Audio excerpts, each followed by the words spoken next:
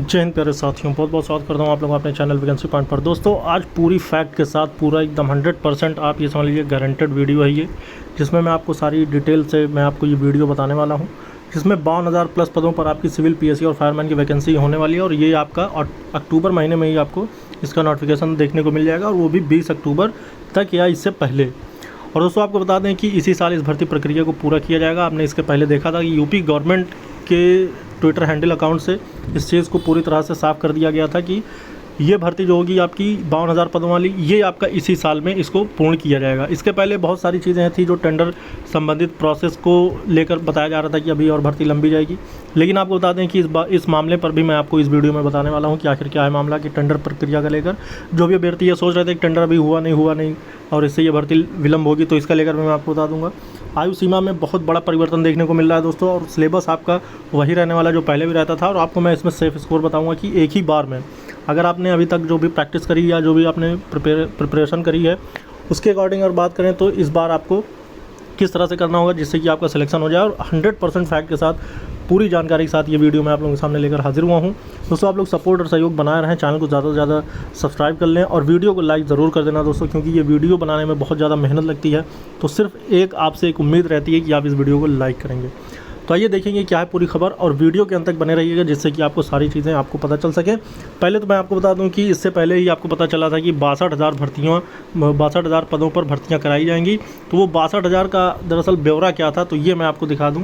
तो 62,000 का जो ब्यौरा था दोस्तों, आप यहाँ पर देख सकते हैं, यूपी पुलिस वैकेंसी 2023, यानी कि विभाग की तरफ से कितनी वैकेंसियाँ कराई जा रही हैं, ये उस चीज़ को मैंने पूरा कंप्लीट कर रखा है। तो देखिए, सब इंस्पेक्टर की आपकी 2469 पोस्ट की भर्ती आएगी कांस्टेबल में, जिसमें कि आपका सिविल और पीएसी और फायरमैन, इन 3 पोस्टों के लिए ये आपके 52,699 पदों पर ये वैकेंसी रहेगी।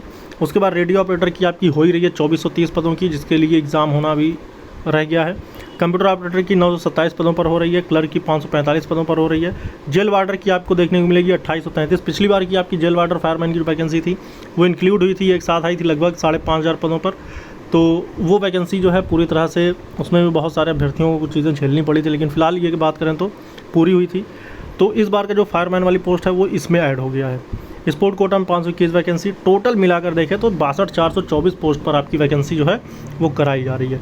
तो ये इतने पदों पर, यानी 2023-24 के जो सत्र में ये वैकेंसियाँ पूरी कराई जाएंगी, और इन भर्तियों का जो ज्वाइनिंग होगा ये 2024 से पहले या 2024 में दे दी जाएगी, इससे ज़्यादा विलम्ब नहीं होगा। अब उसके बाद देखें तो यहाँ पर वही सब चीज़ों का थोड़ा सा डिटेल में बताया है कि साथ में इसमें आपको एलिजिबिलिटी भी बताया है कि किसके लिए कौन एलिजिबल होगा या क्या है इसका पूरा मामला। उसके बाद यहाँ पर अगर देखें तो आपको यहाँ पर देखें, जिसमें आपको ये चीज़ क्लियर हो जाएगी कि आखिर आपका कब आवेदन लिया जाएगा। UP police recruitment 2023 constable and sub inspector, आपकी जो रिक्रूटमेंट है वो यूपी पुलिस रिक्रूटमेंट 2023 के तहत अथॉरिटी किसकी है, ये आपका यूपी पीआरपीबी की तरफ से कराया जाएगा। पोस्ट नेम क्या है आपका, constable, sub inspector, radio operator, jail warder and others, जिसके लिए टोटल इतनी पोस्ट निर्धारित की गई है, जिसमें कि इतनी जो है आपकी सिर्फ और सिर्फ कांस्टेबल, जिसमें कि सिविल, पीएससी और फायर वाले ऐड हैं। उसके बाद ये आपका क्वालिफिकेशन है, लेकिन एसआई के लिए आपको ग्रेजुएशन आपको चाहिए होता है।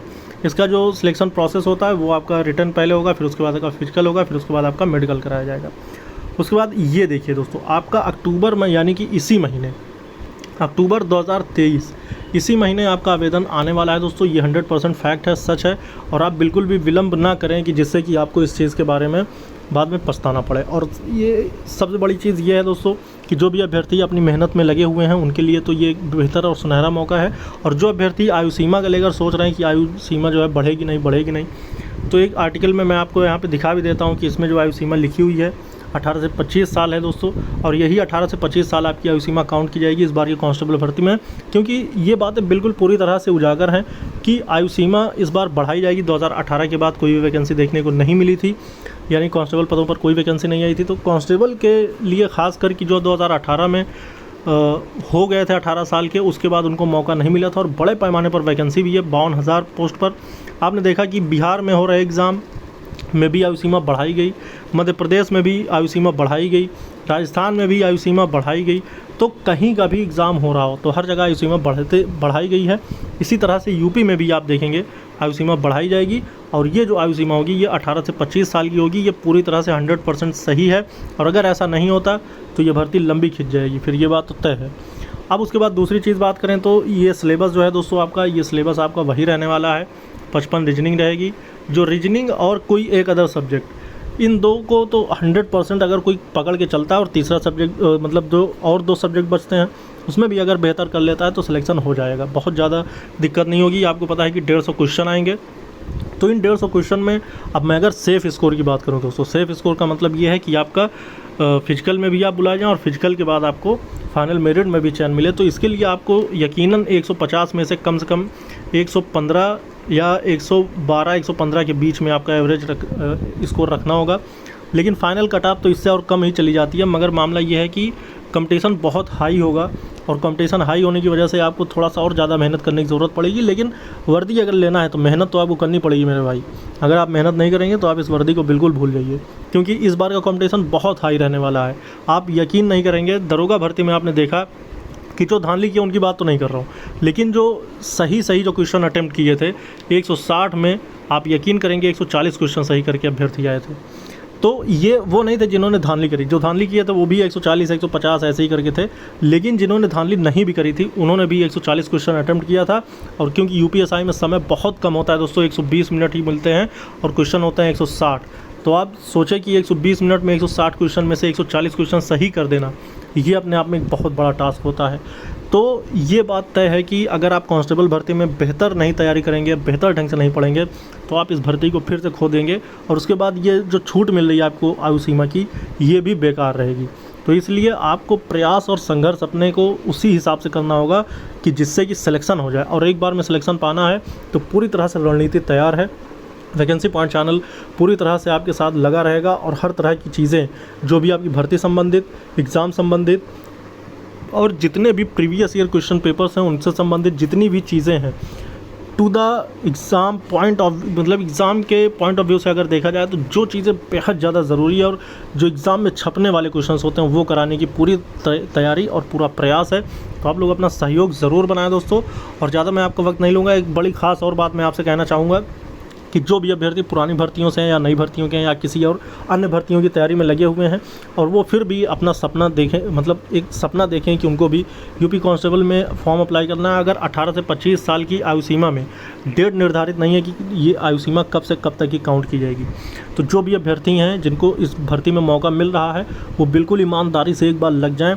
और मैं यकीन के साथ कह सकता हूँ कि जो अभ्यर्थी अभी से भी लग जाएगा, क्योंकि वैसे तो लेट हो रहा है, आप ये बात जान लें, लेकिन फिर भी जो अभी से भी लग जाएगा और बिल्कुल एकदम स्मूथली अगर तैयारी करते चले जाए, डेली 4 घंटे अगर पढ़ के डेली 4 घंटे आपको देना, अगर आप डेली 4 घंटे दे रहे हैं तो आप यकीन जानें आपका कांस्टेबल भर्ती से होने से कोई नहीं रोक सकता है। आप 52,000 में से आप अपनी एक सीट निर्धारित ज़रूर करेंगे, वो किसी भी पोस्ट की होगी, चाहे सिविल की हो, पीएससी की हो या फायरमैन की, लेकिन आप एक पोस्ट अपनी ज़रूर निर्धारित कर लेंगे। तो आप लगे रहिए और मेरे चैनल को ज़रूर सब्सक्राइब कर लें, जिससे कि आपको यहाँ पर हर तरह की चीज़ें प्रोवाइड कराई जाती रहें और आपको हर चीज़ से मुखातिब आप होते रहें। इस वीडियो में इतना दोस्तों, आपके मन में किसी प्रकार का भी कोई भी अड़चन हो, कोई समस्या हो, आप कमेंट कर सकते हैं, मैं आपको ज़रूर सारी खबर देने की कोशिश करूँगा। जय हिंद, जय भारत।